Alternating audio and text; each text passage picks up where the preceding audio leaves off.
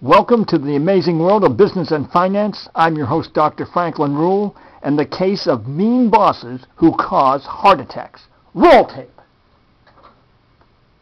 The world of business medicine. I'm a Ph.D., not an M.D., but I've always been intrigued by business medicine. Let's see what's in the little black bag today. We have some digitalis heart pills and some TP.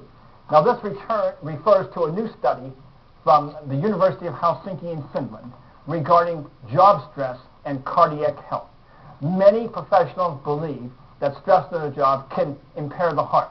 This study confirms it. They analyzed 6,442 British civil servants, males aged 35 to 55, followed them for 9 years. They found that those who had mean bosses, who were treated unfairly on the job, had a lot of stress, had a 30% higher rate of cardiac problems, including fatal heart attacks. Now, let's see a mean boss in action from the 1956 film Pattern, starring Everett Sloane as the cruel boss, Ed Begley as the harassed employee. Roll. Now then, if Mr. Briggs' ego has been sufficiently nourished... I don't think Fred brought this out to feed my ego. Oh? Well, then whatever it was that prompted his precipitate dash to your defense, there was no dash to my defense. Why don't we drop the thing, Mr. Briggs? I hate becoming entangled in absurd little personality conflicts. I'll put a star by your name on the front cover if that'll make you happy. My name is no longer on the front cover. Mr. Briggs, you're twisting the entire thing to make it appear as if I were grubbing for some sort of recognition. Mr. Briggs, I find it unfair, Mr. Ramsey. We have a full agenda. If you feel so bruised that you must persist in prolonging this discussion... Mr. Ramsey. Let me finish, Mr. Staples, if I may. We have only one purpose here, to work. We cannot hope to accomplish this if we must be continually subjected to these singularly unbecoming strains and tensions, these childish claims and counterclaims. Mr. Briggs, I ask you a simple question. Is it or is it not within my province to credit a man with a job well done? Of course it is. Yes. Then may we drop it now? Only if it's clearly understood that I don't submit to any of these calculated discolorations of a man's work. Shut up! As to a man's work, Mr. Briggs, I think I've proven myself a competent judge. I ask you to recall that I built this business from a scratch pile of used lumber and a few machines into a giant. And I made few mistakes in doing it. Few mistakes in business and few mistakes in judging men. But you've made one this time. This report... I refuse to engage in a running fight because a supposedly responsible official of this company persists in wasting time haggling over credit. That is not fair. I was not haggling over credit.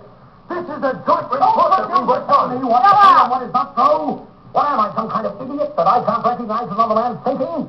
Whatever your abilities in the past, Mr. Briggs, your work hasn't shown this stamp of originality and talent in 10 years. Stupid! A man slips, clutches, he loses his grip. He tries to hang on by someone else's. You have no right to say that. Bill, will you please speak up? Speak up, by all means, Mr. Briggs. You think I'm mistaken, do you? Shall I go through 150 pages and point out to you line by line where another man has taken over for you? Has had to take over for you? And I can point out sections of this report that I never had to touch. Had to, Mr. Staples, of course you can. Let me show them to you. I've seen them submitted year after year. Principles and precepts for better business. Mr. Briggs' yearly platitudes. But you translated his unworkable, well-intentioned philosophy into tough business procedure. Yes. You make it work. Ramsey. Mr. Briggs, I will not tolerate insubordination on any level. And if anyone here finds that intolerable, he has the God-given right to offer his resignation.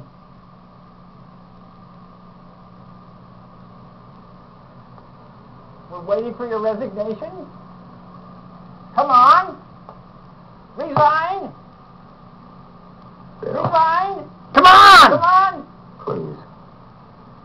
Say something! Mr. Ramsey. I had no intention of seeming insubordinate.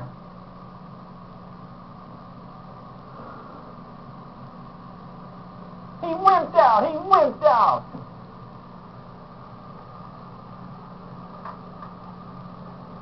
What a disappointment! He wimped out. Meeting is adjourned.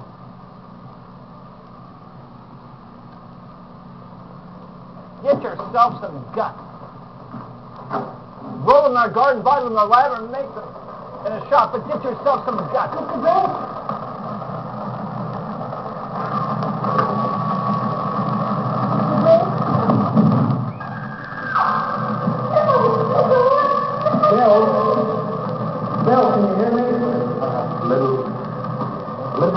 bottle of pill. Okay, so an example of how a cruel boss can cause a fatal heart attack. And this does happen in real life. By the way, a superb script there by Rod Serling. Now, the rule solution to a bad boss like that is to tell him to take your job and shove it. Shove it. Shove it. Yes. Now, until next time, may the power of the cosmos be with you. Yes, yes, yes.